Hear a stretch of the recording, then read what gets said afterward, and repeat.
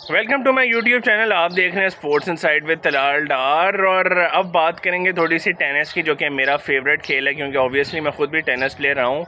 और बात हो रही है राफेल नडाल की, क्योंकि अभी तक वो वापस नहीं आ रहे। और बहुत से टेनिस की दुनिया में अब सवाल उठने शुरू हो गए हैं कि राफेल नडाल कब वापस आएंगे, क्या वो वापस आएंगे भी, या फिर वो भी रॉजर फेडरर की तरह से रॉजर फेडरर कहते रहते जी मैं वापस आऊँगा। और करते करते लेवर कप में एक डबल्स का मैच खेल के वो फिर रिटायर हो गए थे। तो क्या राफेल नडाल भी वापस आएंगे या ऐसे ही कुछ करेंगे?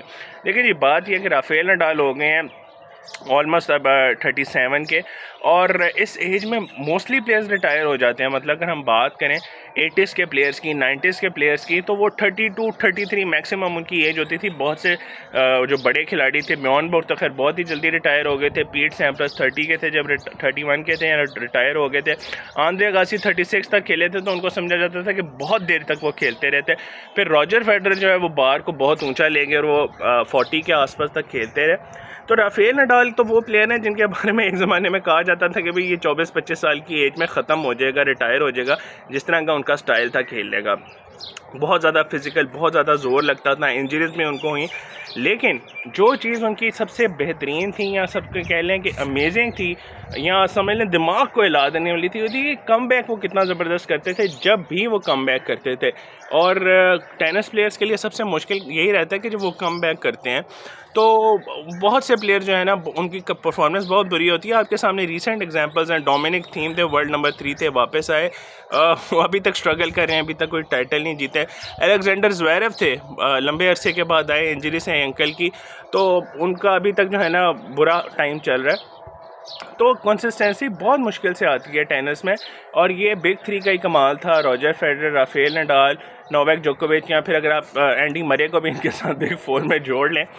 बेशक उनका तीनों के साथ फ़र्क बहुत था, लेकिन कंसिस्टेंसी उनकी भी कमाल थी। वो 7-8 साल जो वो उन्होंने 2008-9 से लेके 2017-18 तक उनकी परफॉर्मेंसेस बहुत अच्छी रही। फिर उनका भी वही हुआ कि उनको इंजरी हुई और फिर कम बैक करना मुश्किल हो गया।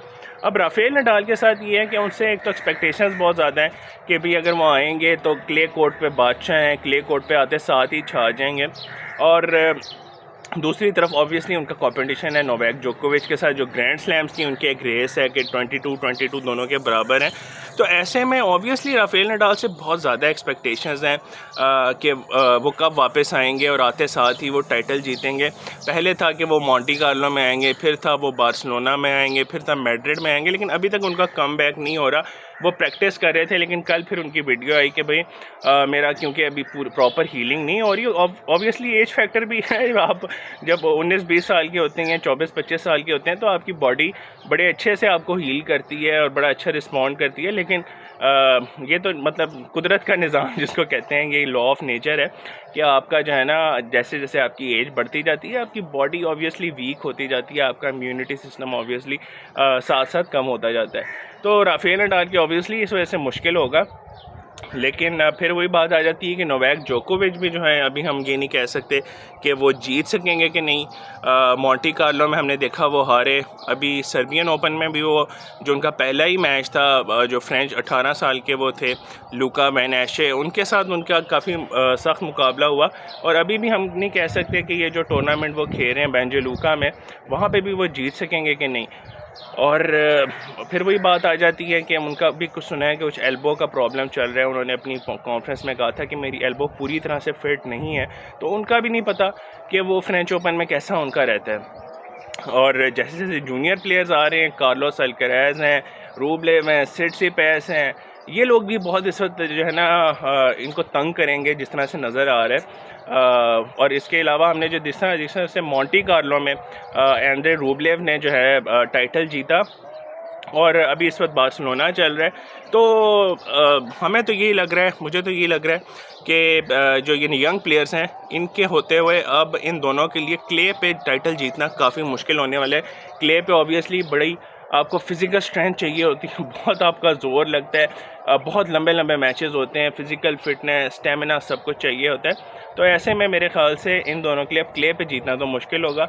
और मे भी नोवाक जोकोविच को भी ये रियलाइज़ हो जाए और वो कॉन्सेंट्रेट करें कि ग्रास कोर्ट पे विंबलडन में अपने 23 ग्रैंड स्लैम के लिए वो जाएँ और रिकॉर्ड के लिए जाएँ, क्योंकि विंबलडन में ऑब्वियसली पॉइंट छोटे होते हैं, मैचेस छोटे होते हैं, जल्दी जल्दी ख़त्म हो जाते हैं, ग्रास कोर्ट पे बड़ा फास्ट होता है। तो मेरे ख़्याल से वो भी यही कोशिश करेंगे कि अपने जो है ना विंबलडन के रिकॉर्ड के लिए भी जाएं, और इसके साथ साथ वो अपने 8 का बराबर कर देंगे अगर वो जीतते हैं। 7 उन्होंने पिछले साल पीट सैम्प्रस का रिकॉर्ड उन्होंने बराबर किया था 7 में विंबलडन का। तो इस बार अगर वो जीतते हैं तो उनके 8 हो जाएंगे और 23 ग्रैंड स्लैम भी हो जाएंगे। तो मेरे ख़्याल से उनको उसी पे फोकस करना पड़ेगा। और जहाँ तक फिर हार्डकोर सीज़न की बात है तो उसमें फिर वही बात आ जाती है कि जितने स्लो हार्डकोर अब हो चुके हैं, तो ये जो यंगस्टर्स हैं जिस तरह के कार्लोस अल्कराज हैं, होल्गर रून हैं, इनको काफ़ी हेल्प मिलेगी। तो खैर देखते हैं, आपको साथ साथ अपडेट करते रहेंगे क्योंकि टेनिस इस वक्त काफ़ी इंटरेस्टिंग सीज़न हो चुका है और अगले कुछ महीनों में विंबलडन है, फ्रेंच ओपन है, मास्टर्स इवेंट्स हैं, यूएस ओपन फिर आ जाएगा, तो काफ़ी इंटरेस्टिंग होने वाला है। तो आपको साथ साथ अपडेट रखेंगे। तो अगर आप टेनिस के लवर हैं तो ज़रूर हमारे चैनल को सब्सक्राइब कीजिए, आपको यहाँ पे तमाम अपडेट्स मिलेंगी। तो अपना बड़ा ख्याल रखिएगा, अगली वीडियो में आपसे फिर बात होगी। Take care.